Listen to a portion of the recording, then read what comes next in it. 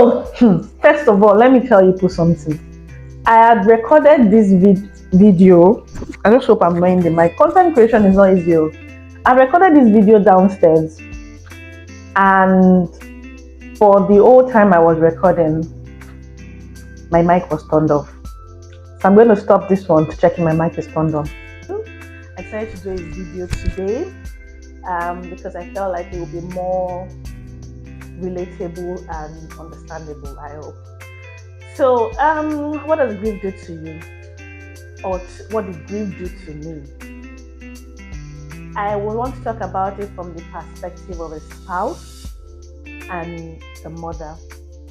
At the moment when you lose your spouse, for the first few moments, you're thinking of the fact that you've lost your better half, the father of your kids, someone that you probably share a different kind of relationship with. But the next few moments, it dawns on you that your kids have actually lost their father, and you immediately switch from mourning for yourself to mourning for them. I remember the day it happened. I'm going to be trying to be very strong during this video because I'm not going to cry. So I remember the day it happened. As soon as it was confirmed and I got back home, the first thing that was on my mind was how to get the kids away from that environment as soon as possible. I did not want them to see me or to see the environment and to ask questions. So at that moment, I wondered where I got maybe that's part of strength. I had to pack their bags. I had to call on the family to come and get them. It was when I had done all that, I now actually started to express my grief more, because I'm like, okay, fine. That aspect of Mariam and Amina being in this situation, in this physical environment is over. In the coming weeks, I kept on remembering the children more than I even remembered myself. So for every time I would feel a heartbreak, it was a heartbreak for them. Like, oh wow, there's no daddy again.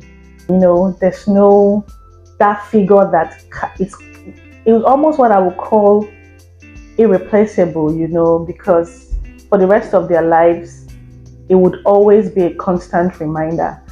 I definitely remember in primary school when you have a friend that would say, oh, my daddy died, and you're looking at them like, excuse me. But now, realistically, my kids have become the kids that would tell their friends that I lost my dad when I was in year 4, or I lost my dad when I was 8 years old, and stuff like that. So it kind of reminds me of the position I am now, which is trying to balance being a father and a mother, trying to balance having to make decisions that I would necessarily have left to their dad, trying to... Now there's no more excuse. I'll give an example. Just a few days after, or maybe a few weeks after this happened, Amina wanted to paint her nails. And in the past, when she asked me that, oh, mommy, I want to paint my nails, it was so easy to say, oh, daddy won't like it. But now, I can't say that. So immediately she asked me, and she said, oh, mommy, I want to paint my nails. And my first response was going to be, daddy won't like it. And then she looked at me and said, but daddy is not here. At that moment, I took the strength and just left that place. And I think I went into my room and I cried, because I'm like, wow, that's actually the reality. Now they would probably want to get away with a lot of things, that daddy is not there, In terms of milestones, we've not had any birthday yet, aside my birthday, of course. But Amina has graduated from infant school, and I remember watching her walking down with her friends and her class, and her teachers, and I started crying, because I think at that point, what did I think about? I think I thought about the fact that when Mariam was graduating from infant school, Kola was there, and even Mariam cried, and I asked her, oh, why are you crying? And she said, Daddy was here when I graduated, you know. So those are the things that you probably have to start dealing with, that you wouldn't prepare yourself for.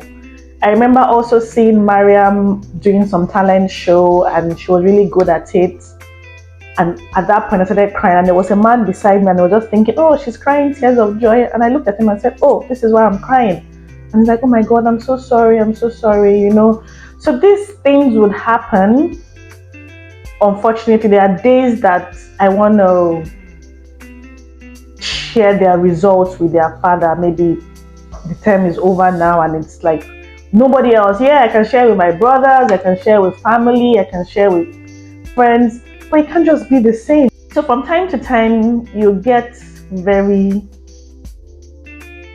I don't want to use the word depressed, but very low, you know, because that's your reality. That's what's going to happen now. Decisions are left to me. Major decisions is probably what I want versus what anybody might advise me, not what it should be or what it could be.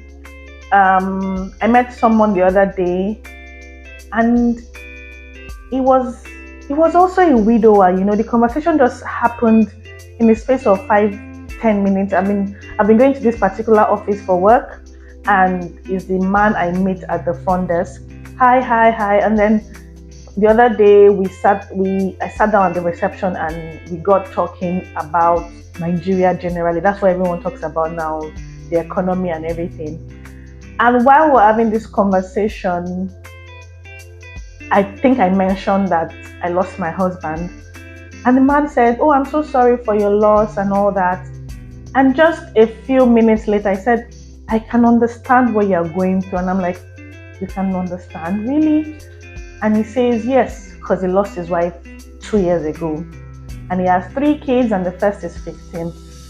And you know, when we got talking, because truly he can understand what I'm going through, he's been in that situation, he said something that we both could resonate with, and that's the fact that you constantly reminded that your kids would never experience that mother or that father for the rest of your life. You know, there's always that constant reminder, and also the constant fear of the unknown. Like, okay, what happens to me tomorrow? You know, what happens if I'm gone? So my constant prayer point is usually, oh Allah, grant me long life. I don't want the kids to lose both ways. You know, I constantly say that every opportunity I get, when I'm praying, when I'm just doing nothing, you know, because I fear that if that happens, then life will go on, unfortunately, but that will be too much for Mariam and Amina.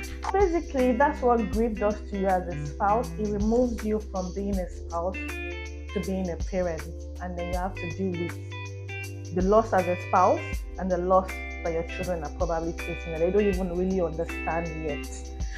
But in everything, they said you should give thanks. I don't like when people say I'm a strong woman. I am not a strong woman. I am just trying to be available for the children. I'm trying to know that this life is not promised. So even being here doesn't necessarily mean I'll be here for long. I can just hope and pray. So I'm totally removing myself from being strong to being a soft woman, because I'm a soft woman. But yeah, that's it. I just wanted a video instead of picture of what grace does to you. Thank you. Hopefully I'll keep this coming.